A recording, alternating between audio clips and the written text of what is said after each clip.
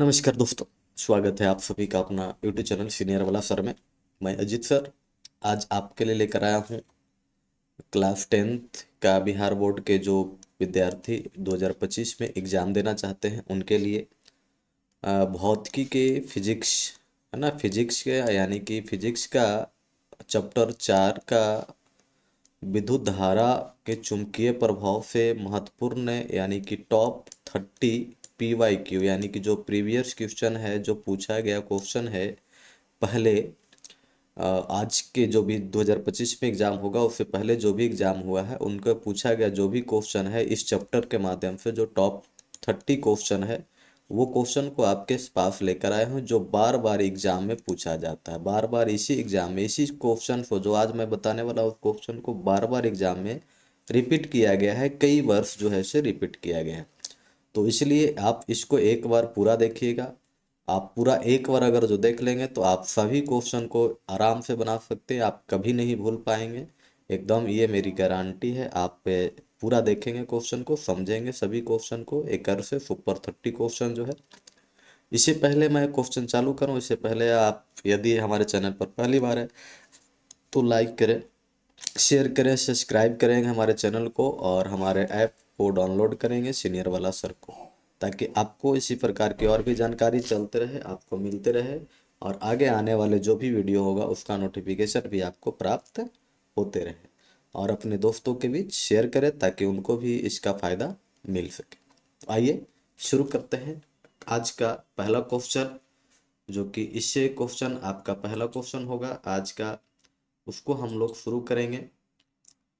तो चलिए देखते हैं पहला क्वेश्चन क्या कहता है आपका। इसके पहले हम पहला क्वेश्चन के बारे में देखते हैं। देखिए आपके बीच में पहला क्वेश्चन आ गया है।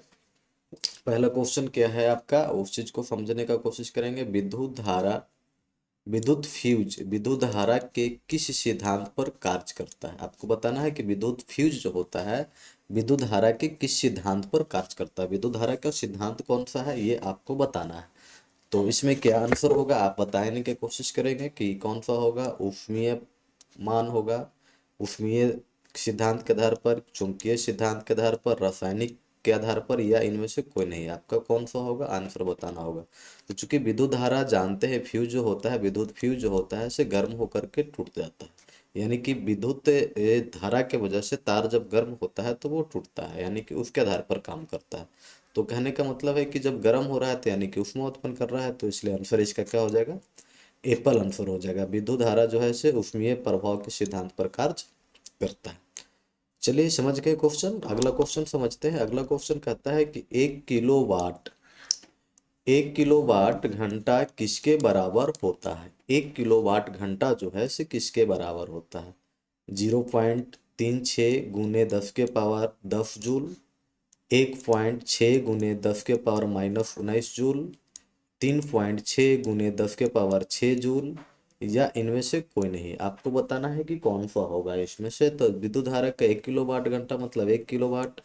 1 किलोवाट घंटा को ऐसे भी हम लिखते हैं, ये 1 किलोवाट घंटा होता है। तो इसमें कितना जूल के बराबर होता है, इसमें जूल में दिया गया है, तो वो बताना है कि आपको कितना होता है। तो इसको आप निकाल के पता है आपको कितना आता है।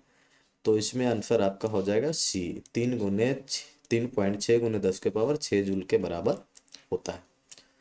चलिए अगला क्वेश्चन हम लोग देखते हैं। आगे वाला क्वेश्चन क्या है, दूसरा हो गया। 3 नंबर का क्वेश्चन आपके बीच में है कि विद्युत घंटी किस प्रभाव पर कार्य करती है। विद्युत घंटी जो होता है, घंटी बजता है, विद्युत का एक घंटी होता है, ये घंटी किस प्रभाव के आधार पर काम करता है। विद्युत धारा का ऊष्मीय प्रभाव, रासायनिक प्रभाव, चुंबकीय प्रभाव, इनमें से कोई नहीं।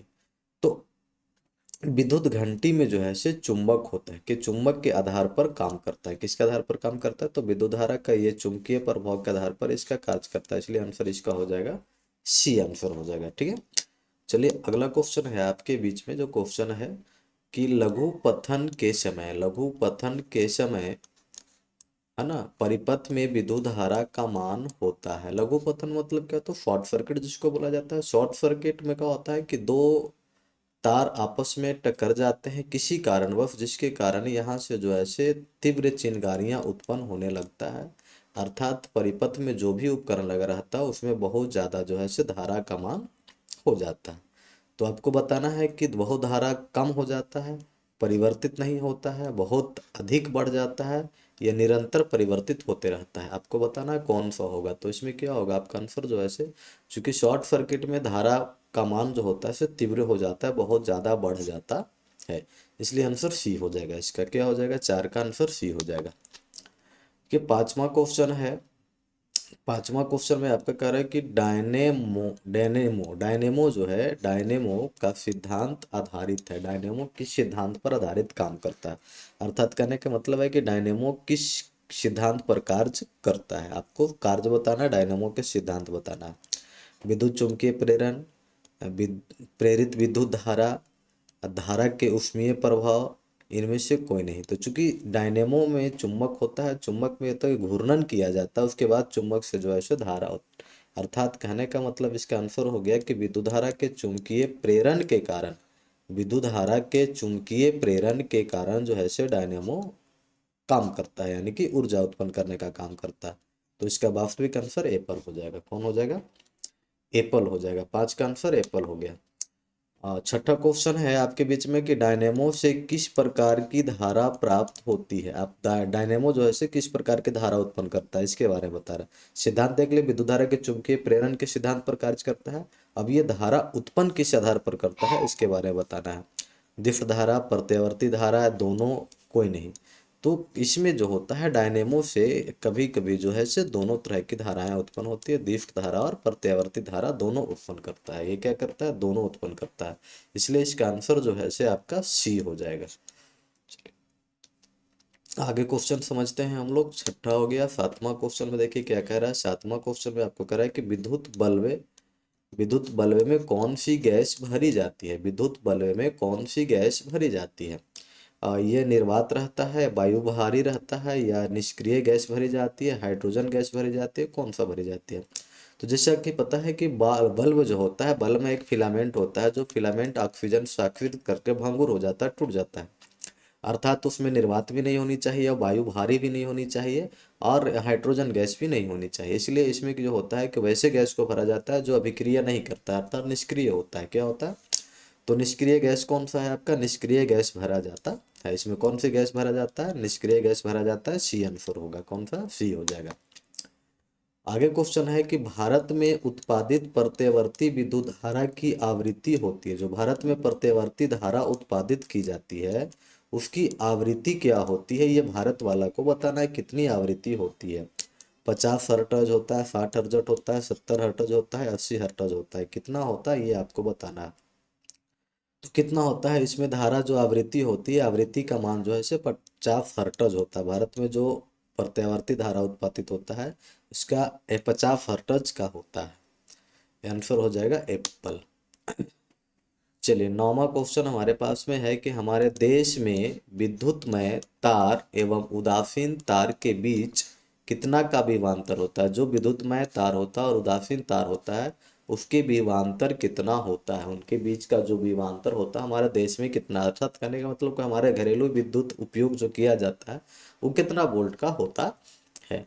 100 वोल्ट का होता है, 200 वोल्ट होता है, 220 होता है, 240 होता है। तो हमारे घरों में जनरली जो वोल्टेज आता है 220 वोल्ट का आता है। कितना आता है, 220 वोल्ट का। विद्युत मय तार और उदासीन तार के बीच का जो विभवांतर होता है 200 वोल्ट का होता है। तो इसका आंसर हो गया सी। आगे बढ़ते हैं। अगला है विद्युतमय तार। विद्युतमय तार किस रंग का होता है। विद्युतमय, जो विद्युत रंगमय तार होता है, जो विद्युत जिसे प्रवाहित होता है वो कौन से तार होता है। हरा रंग का होता है, लाल रंग का होता है, काला रंग का होता है, नीला रंग का होता है। तो जैसे कि विद्युतमय तार जो भी होता है डेंजर, खतरा का चीज होता है, तो खतरा का जो रंग होता है, कलर होता है, वो लाल होता है। तो इसका आंसर बॉल हो जाएगा। कौन हो जाएगा, बॉल हो जाएगा। चूंकि तार 3 प्रकार के होते हैं, विद्युतमय तार, उदासीन तार और एक अर्थ वायर होता है ना। तो ये तीनों जो है से 3 तरह के कलर होते हैं। चलो आगे हम लोग देखेंगे, आगे क्वेश्चन मिल जाएगा आपको। तो अगला क्वेश्चन आ गया, घरेलू विद्युत परिपथ में उदासीन तार का रंग होता है। उदासीन तार जो होता है कौन से कलर का होता है, कौन सा रंग का होता है उदासीन तार। तो लाल, हरा, काला, पीला। तो इसमें उदासीन तार जो होता है काले रंग का होता है। कैसा होता है, काले रंग का होता है। तो आंसर हो गया आपका सी। 12 में है कि चुंबकीय क्षेत्र का एसआई मात्रक क्या होता है। तो चुंबकीय क्षेत्र जो होता है उसका एसआई मात्रा होता है, वेबर होता है, टेस्ला होता है, फैराडे होता है, इनमें कोई नहीं होता है। तो जो चुंबकीय क्षेत्र होता है उसका एसआई मात्रक जो होता है से आपका टेस्ला होता है। क्या होता है? टेस्ला होता है। इसका बॉल आंसर हो जाएगा। क्या हो जाएगा? बॉल आंसर हो जाएगा।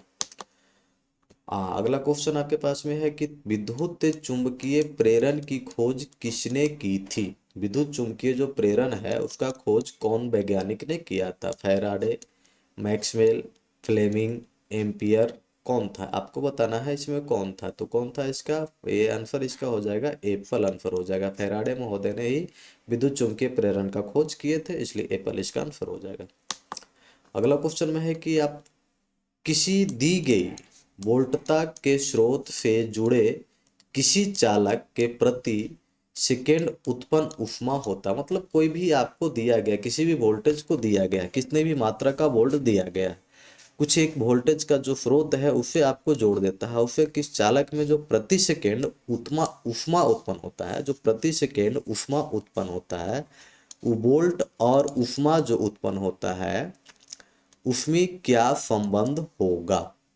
जो वोल्टेज जो स्रोत से जोड़ा जाता है वो और ऊष्मा में क्या संबंध होगा। तो धारा के समानुपाती होगा, धारा के वर्ग के समानुपाती होगा, धारा के व्युत्क्रमानुपाती होगा, धारा के वर्ग के व्युत्क्रमानुपाती होगा। तो आपको बताना है क्या होता है। जैसे कि आप जानते हैं जो उत्पन्न ऊष्मा होता है जितनी धारा दिया जाएगा उसके अनुसार ही काम करता है। तो ये यहाँ पे जो ऊष्मा उत्पन्न होता है धारा के वर्ग के समानुपाती होता है, अर्थात इसका आंसर हो जाएगा बॉल। क्या हो जाएगा? बॉल इसका आंसर हो जाएगा। चलिए आगे बढ़ते हैं हम लोग। अगला क्वेश्चन देखते हैं कि निम्नलिखित पदार्थों में कौन चुंबकीय पदार्थ नहीं है। आपको बताना है कि चुंबकीय पदार्थ कौन नहीं है। नहीं वाला पहचान करना आपको। लोहा है, निकेल है, पीतल है, कोबाल्ट है, कौन सा है जो चुंबकीय पदार्थ नहीं है। इसमें तो लोहा है, निकेल भी है ना, कोबाल्ट या पीतल इसका आंसर हो जाएगा। पीतल जो कि चुंबकीय पदार्थ में नहीं आता है, इसलिए आंसर इसका सी हो जाएगा। अगला क्वेश्चन हम लोग देखते हैं कि पृथ्वी का विभव होता है। पृथ्वी किस प्रकार का विभव उत्पन्न करता है? धनात्मक, ऋणात्मक, धनात्मक, शून्य, अनंत, कौन सा? तो पृथ्वी किसी प्रकार के विभव उत्पन्न नहीं करता है, इसलिए इसका विभव जो है सो शून्य होगा। कौन सा होगा? शून्य होगा।